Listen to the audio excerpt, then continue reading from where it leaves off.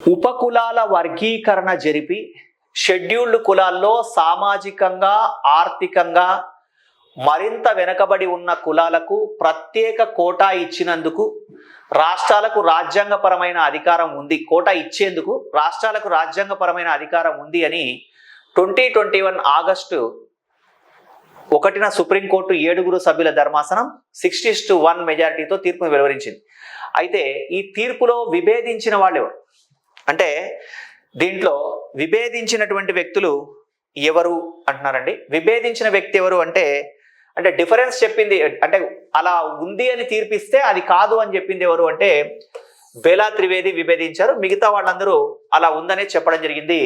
అంటే విక్రమ్నాథ్, సతీష్ చంద్ర శర్మ, మనోజ్ మిశ్రా వీళ్ళు సపోర్ట్ చేస్తే వ్యతిరేకించిన వ్యక్తి మాత్రం బేలా త్రివేది.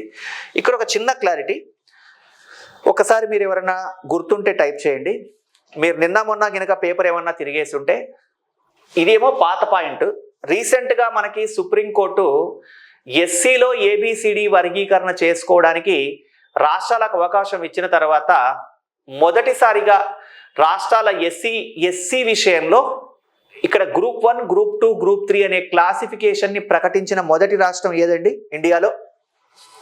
ఈ జడ్జిమెంట్ 2021 మాట. నేను అడుగుతున్నది 2025 ఫిబ్రవరిలో జరిగిన విషయం అడుగుతున్నాను. తెలంగాణ రాష్ట్రంలో ఈ గ్రూప్ 1, గ్రూప్ 2, గ్రూప్ 3 అనేటువంటి క్లాసిఫికేషన్ని చేయడం కోసం ఓ కమిటీని అపాయింట్ చేశారు. ఆ కమిటీకి ఎవరు చైర్మన్గా ఉన్నారు? తెలంగాణ రాష్ట్రం ఫస్ట్ రాష్ట్రం. ఆ కమిటీకి చైర్మన్గా ఉన్నటువంటి వ్యక్తి ఎవరు? షమీం అఖ్తర్. గుర్తుపెట్టుకోండి, ఇది ఇక్కడ రాస్తున్నాను. షమీం అఖ్తర్ అనే వ్యక్తి.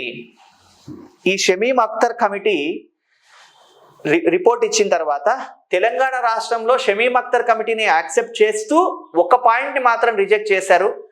అదేంటి అంటే ఎస్సీలో కూడా క్రిమీ లేయర్ ఉండాలని చెప్పిన విషయాన్ని మాత్రం ఆమోదించలేదు ప్రభుత్వం.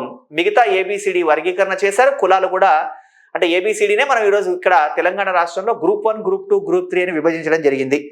ఇది గుర్తుపెట్టుకోండి. షమీం అఖ్తర్ కమిటీ, ఆ పేరు గుర్తుపెట్టుకోండి.